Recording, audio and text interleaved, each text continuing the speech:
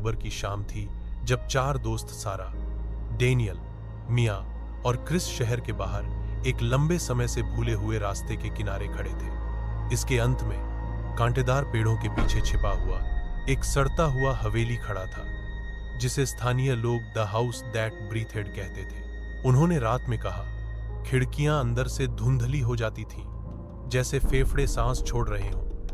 दरवाजे बिना हवा के खुलते थे, और जो आधी रात के बाद रुके वे कभी वापस नहीं आए। डेनियल ने एक टॉर्च पकड़े हुए मुस्कुराया। एक चुनौती के लिए बिल्कुल सही जगह, उसने कहा। सारा ने अपनी बाहें मोड़ ली। यह सिर्फ एक घर है, पुराना लकड़ी शोर करती है, बस इतना ही। मिया कांप उठी। मेरी दादी कहती थी कि घर आत्माओं को खाता है। क्रिस, जो सबसे बहादुर था, आगे बढ़ा। हम आधी रात तक रुकेंगे। साबित करो कि ये सिर्फ कहानियां हैं। दृश्य 2। प्रवेश द्वार। क्रिस के धक्का देने पर गेट एक मरते हुए जानवर की तरह चीखा। बगीचा झाड़ीदार था। खरपतवार फटी हुई पत्थरों पर नसों की तरह मुड़ रहे थे। स्वर्गदूतों की मूर्तियां रास्ते में पंक्तिबद्ध थीं। उनके चेहरे नष्ट हो गए थे।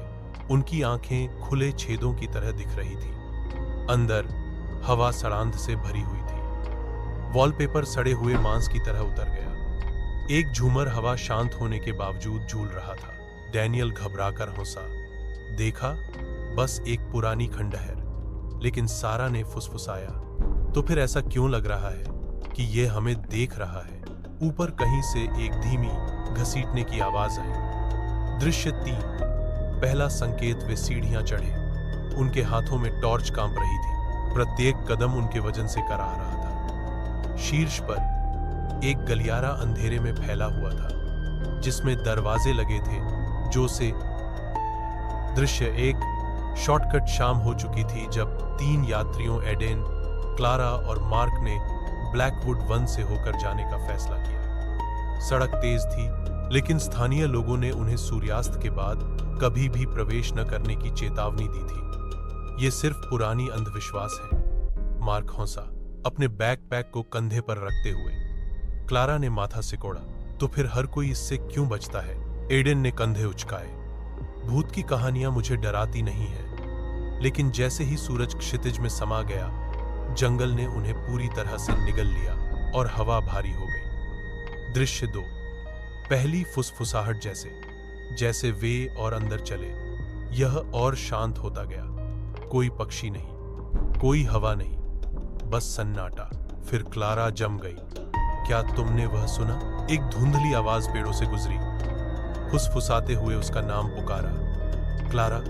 उसका चेहरा रंगीन हो गया। यह मेरी मां की आवाज है, उसने कांपते हुए फुसफुसाया। लेकिन मेरी मां की तो कई साल पहले मृत्यु हो गई थी। मार्क ने जबरदस्ती हंसी।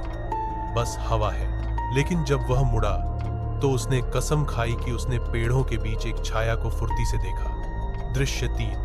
वह पथ जिसने बदला। उन्होंने जल्दी करने की कोशिश की, लेकिन रास्ता असामान्य रूप से मुड़ गया। पेड़ अपनी स्थिति बदलते थे जब वे नहीं देख रहे थे। निशान अपने आप पर वापस आ रहा था। एडेन ने अपना कंपास निकाला। सुई बेतहाशा घूमी, स्थिर होने से इनकार कर रही थी। फिर फुसफुसाहट फिर से आई। इस बार 3 आवाजें। उनमें से प्रत्येक के लिए एक। Aiden, Clara, Mark. आवाज हर दिशा से आई, करीब और दूर, जैसे जंगल खुद बोल रहा हो। लटकता पेड़ वे एक साफ जगह में ठोकर खा गए।